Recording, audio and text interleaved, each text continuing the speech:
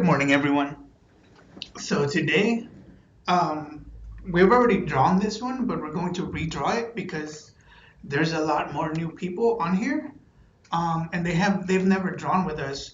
So we're going to draw the word fox. We're going to draw a fox again using the word fox because we have new people and Prentice and Francis. So if you guys want to draw a fox with us, we're going to be using the word fox. So I'm going to give everyone about a minute to grab their things together, a color pencil or um, your sketch notebook, because we all have a sketch notebook. So hopefully the video quality is a little good because I'm having a little trouble with our internet. So but good morning, everyone. Good morning, Kayla. Good morning, Corey. Good morning, Lena. So if it looks a little off, it's because I'm having a little trouble with our internet. So I apologize about that, but it should be fixed pretty soon. I'm working on it. So we're going to draw a fox using the word fox. So if to anyone that remembers how we did this, we're going to write the word fox first. So everything is lowercase. It's a lowercase f, o, lowercase x. So that's all it takes to write the word fox, just F-O-X, all lowercase. And this one is really easy, and this one is very easy and very simple. So the first thing we want to do is from the letter F and the letter X, we're going to connect it with the letter O, but to make the face. So step one is going to be to, from the letter F, go down a little bit, and the letter X, go down a little bit, and then that's all we're going to do so far. And the next thing we're going to do is from the letter O, we are going to bring that down a little bit and make almost like a little happy face. So if the video is kind of cutting out, that's on my end and it is not on your end. I'm working on that currently, and I should get it fixed in a little bit.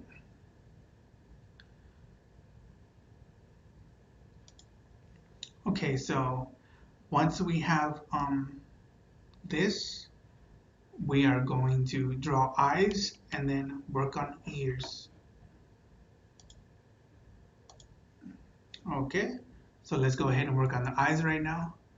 So between the F and the O, a little bit above that, we're going to draw a circle, and on the other side, we're also going to draw a circle.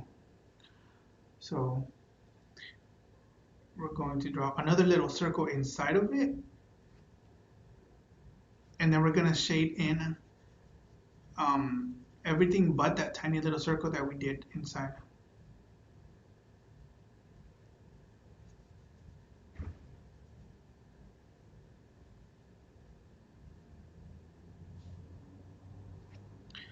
So that's what I have so far. And now I'm going to work on the ears. And to do that is from the top of the F, I'm going to go down. And then I'm going to give my fox a little bit of hair. I'm going to give him like spiky hair because I like spiky hair. But your fox can have different hair. And after we do a little bit of hair going towards the right, near the other eye, we're going to draw the other side of the ear. So we're going to just copy this side, but on the other side. So from here, I'm going to go up and then come back down and connect it with the X.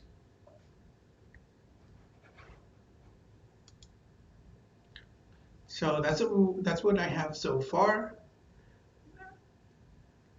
Now what we're going to do is going to give our fox its facial features, and foxes have a very distinctive like different color face. And to do that, we're gonna go from the left side of the fox face and just kind of do like a little wavy line, and then go up into the nose, come back down, and continue the little wave. I may have done my side of other side of the face a little too close to the mouth, but that's okay. But hopefully the video has stabilized and everyone sees everything fine now.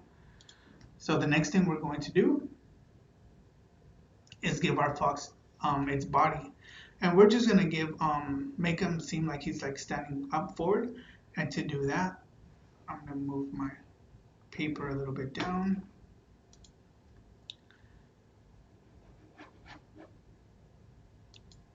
And to do that, we're going to take from the bottom left side, we're just going to go down a little bit and then make a little leg, and then we're going to go up and stop there and jump to the other side and continue a leg and stop there.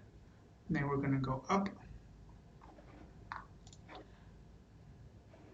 until the other side of the face. And then after we do that, we're going to give them the back legs. And to do that, we're just going to go from the side down here, make a little oval shape, come down, and make another leg. And we're going to do that for the other side as well. Little oval shape, come down, a little leg, and come down. And we're just going to give our fox the body. And foxes have fur, so I'm just going to give my fox a little bit of fur. And foxes are known for their tails, and their tails are really big and they're fluffy. So let's go ahead and work on the fox tail. So to do that, we are going to just go from the right side of the fox. It's going to be like almost like an S, like a long S, and then we're going to come back down. There we go. And foxes have, like the face, they have very distinctive patterns. So they do have like a little pattern on their tail.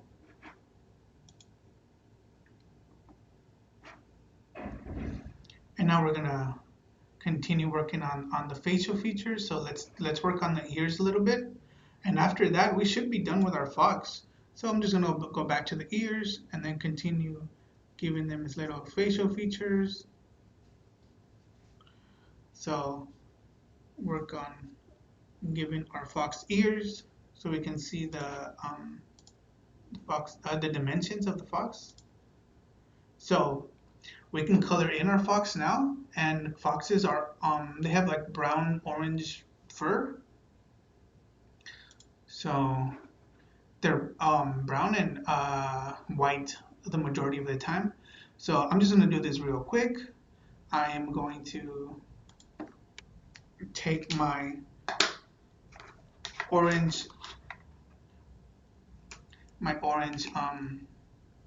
color, and you guys have color pencils. A lot of you have color pencils, so I'm just going to quickly color in orange the top of the face, because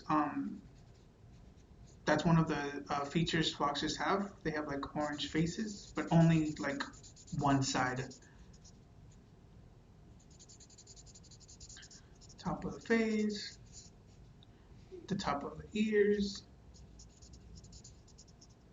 and then they have their legs orange as well.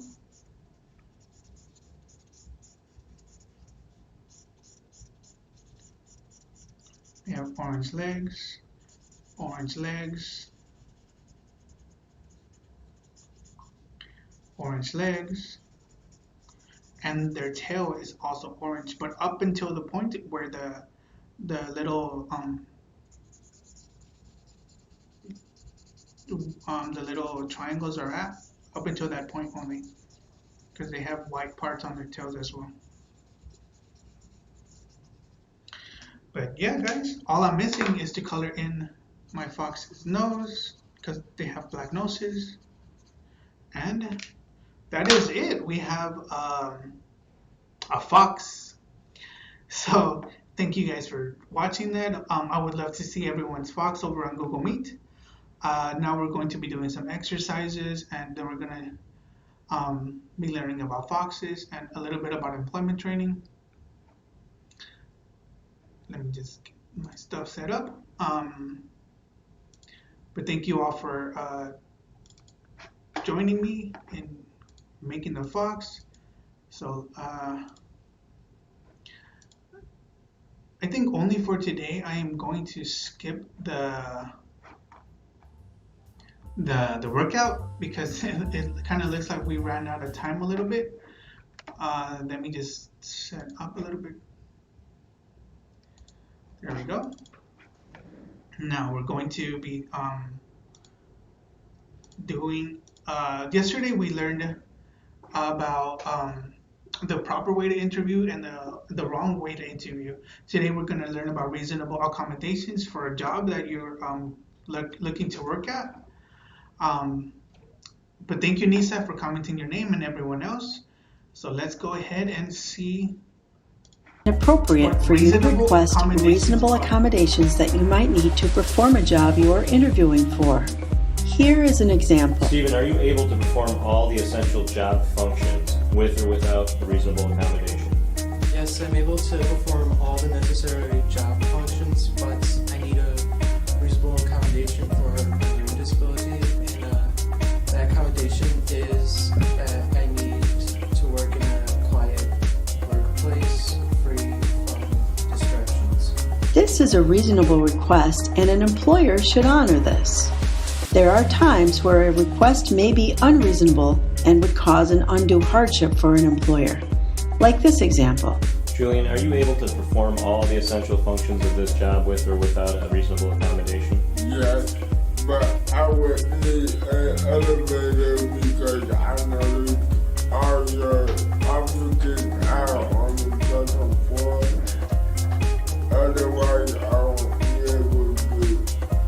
Without the accommodation, I will not be able Good morning, Haney. to perform the job. Oh, okay, I'm sorry. I don't know if that would be a reasonable accommodation. That might be fairly unreasonable for our company to provide an elevator. So I'm going to have to conclude the interview now. I don't think this is going to be a good match for us. I'm really sorry. In this case, the request may be one that causes an undue hardship, but it is not okay for the employer to say he will not work with the potential employee and to end the interview. Instead, the scenario should go like this. Julian, I don't think that putting an elevator is going to be a reasonable accommodation. However, I do think that we would be able to relocate your office to the first floor, which is very accessible and would allow you to perform all the functions of your job. Okay. If you feel you've been discriminated against with regard to reasonable accommodations, we have listed some helpful resources for you at the end of this video. So when you're lucky enough to have joined the ranks of the employed, you still have to work hard to keep your job. Okay, so that was reasonable accommodations. A reasonable accommodation is if you need like a quiet place to work in order to do your job better. That's something you can ask your employer and they will accommodate that. But an unreasonable accommodation is like if you need an elevator to get to the second floor where you will be doing the job. A company it costs too much money for a company to install an elevator if they already don't have one. And maybe that's where things would end for the interview. But if you tell them, if they say we do have a first floor where there is an office where you can work at and do your job there perfectly fine, that is also a reasonable accommodation for you to work on the lower floor instead of the second floor. So we'll be talking more about reasonable accommodations, and now we're going with Hugo at 11, but now we're going to learn about keeping the job, what not to do and what to do when you now have the job. There are a number of things that can jeopardize your chances of keeping the job. For example, not staying on task and not working hard, kicking back at your desk and chatting with coworkers, or watching music videos, not acceptable on the job. Let's check out a couple of scenarios that can make you lose favor with the boss. You know what would be a good idea? What? Somebody to go get pushed on this wheelchair. Okay, so now.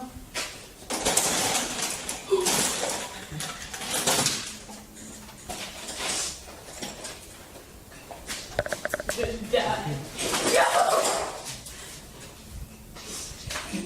Are you guys kidding me? Come on, let's go. In my office. No. Let's go. Come on, in my office.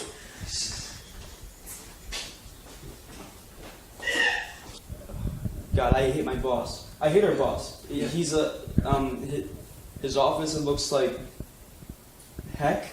Yeah. I mean, it looks terrible, and he tells us to like clean up our workstations, and yet his looks terrible. His It's a looks mess. like a dumpster.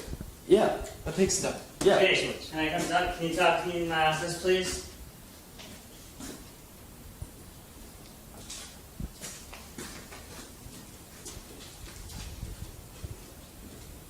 Jake, this is the third time I've had to talk to you about this, and I'm afraid this time I'm going to have to let you go.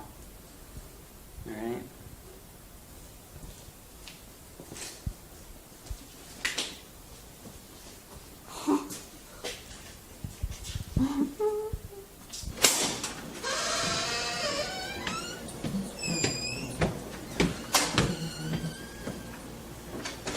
Oh shoot, I'm late.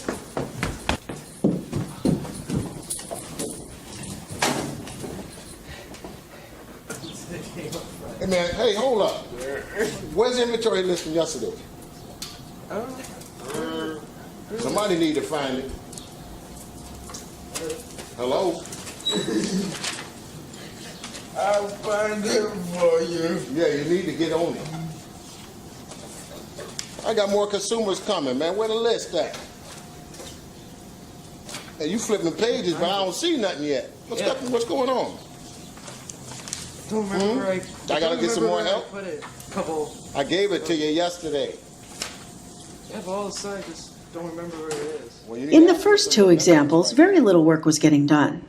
Playing around with equipment or standing around bad-mouthing the boss can get you in a lot of trouble, and if it continues to happen, as you saw with Jake, it can result in termination. And coming in late? Also not good. Chances are your boss will notice and will remember. And disorganization, as you saw with Stephen and Julian, does not make the supervisor happy. Being able to resolve conflicts at work is also critical. Oh great. No, dude, I need Not this guy again. No, dude, I need to copy. I need to make my copies. You've been doing this for like what, 2 hours? How many pieces of paper? I need to make these copies, man. These are important papers Why? for my boss. Why do you man. do this? You come in here every day talking about you need to me? make your copies. Me? I need to make my copies. Me? I'm making my copies. I never get in here. It's all because of you. You can You're tell always the in. manager.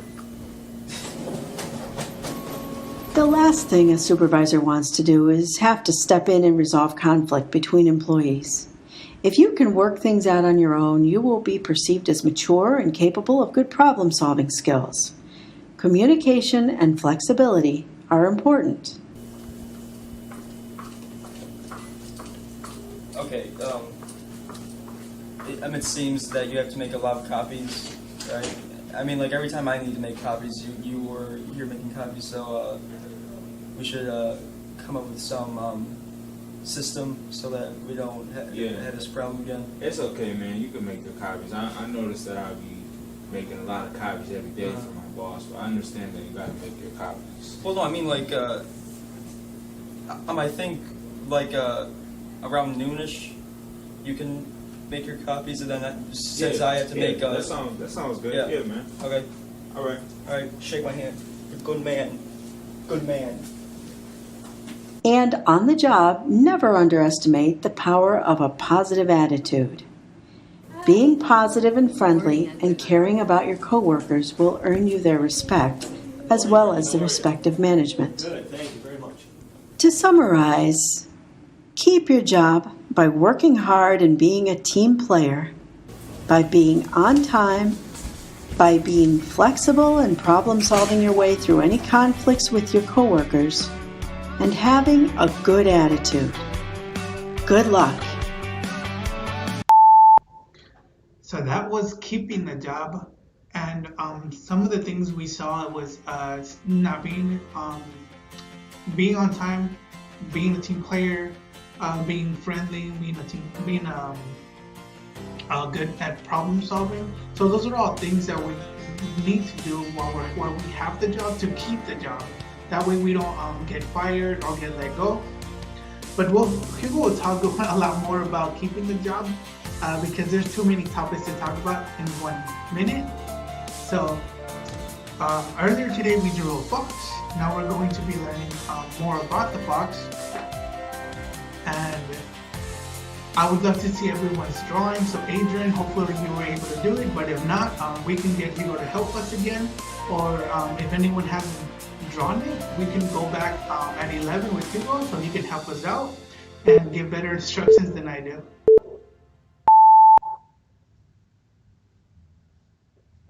The fox is actually part of the same mammal family as dogs. Yes! Foxes are in the dog family.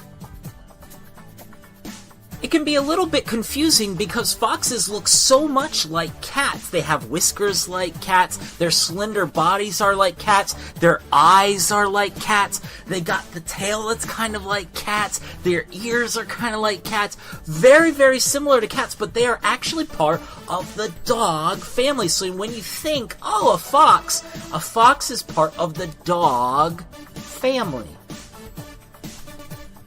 Aw, family. Here's two family members just taking a break. The dog is about to sleep, and here's a fox. It's just catching a nap.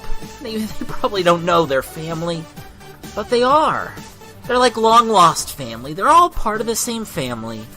The dog family, and it's special, and they don't know it. They don't know it. If you ask a fox, hey, do you know you're a dog? Do you know you're part of the dog family? Fox doesn't know. But maybe deep down in their hearts, when they take naps, they might dream. They might dream, and they might dream we're part of the same family. Aww. Okay, back to the foxes. It's interesting. Foxes are just a little smaller than a medium-sized dog. They're not too big, but they're not too small. They're like medium-sized animals, a little smaller than a medium-sized dog. It's pretty cool. A male fox is called a dog. Huh, it makes sense. They're part of the dog family. A male fox is called a dog. But a female fox is called a vixen. So a male fox is a dog, and a female fox is called a vixen. Yeah, we know what you're thinking. What about the babies, right? What about the babies? Well, baby foxes are called pups. Kind of like baby dogs are called puppies. Baby foxes are called pups. Here are some gray fox pups. I know, super cute gray fox pups. All these pups, incredibly cute. Did you know foxes can hear so well? They've got like superhero hearing skills. But how well can foxes hear? Well, foxes have incredible hearing. They can hear a watch tick from 40 yards away. Oh my goodness, 40 yards away. Think about how amazing that is. When a watch ticks, it's very soft. Tick, tick, tick, tick, tick, tick. From 40 yards away, a fox can hear that. Oh my goodness. So if there's a fox anywhere nearby, they can hear you. Whoa, wow, they're amazing creatures, but where are they found? Where do foxes live? Well, it's cool. Foxes are found all over the world. They can live in any ecosystem, even in deserts, even in the Arctic. Foxes are found all over the world. There are 37 types, but some of those have gone extinct, but there are still tons of types, and they're all over the world. They are also social creatures and have packs just like dogs, but unlike a lot of other dogs, foxes hunt alone. Here's a fox hunting all alone in the snow, and they are great hunters. Foxes are amazing hunters. In fact, foxes are known for being very smart and tricky. And they're not always the hunters. They are often hunted, but are good at avoiding capture. Foxes are featured in many stories and books as tricksters, and sometimes the fox is a symbol of being tricky, of being a trickster. Here's a picture from an old book where the character has the face of a fox, which is a symbol that this character is very tricky, is a very tricky character. It's interesting. Can you think of a story that has a tricky fox in it? There are a lot of them out there. Foxes are medium-sized mammals in the dog family that are found all over the world and are known for being smart and tricky. Wow. So male foxes are called dogs and female foxes are called vixens, and baby foxes are called pups. So yeah, they're part of the dog family. I had forgotten that, even though we already did this one. They're part of the dog family, and I forgot to draw whiskers on my fox this morning, so I just added them in. But thank you guys for joining me today. We're going to jump on Google Meet right now. So if you don't have the Google Meet information or you need help installing it, give us a call at the office. If you have our numbers, you can also call our numbers. And I will see you guys over at Google Meet. And thank you guys for being here. So thank you, Corey. Thank you, everyone else. Haiti. So see you guys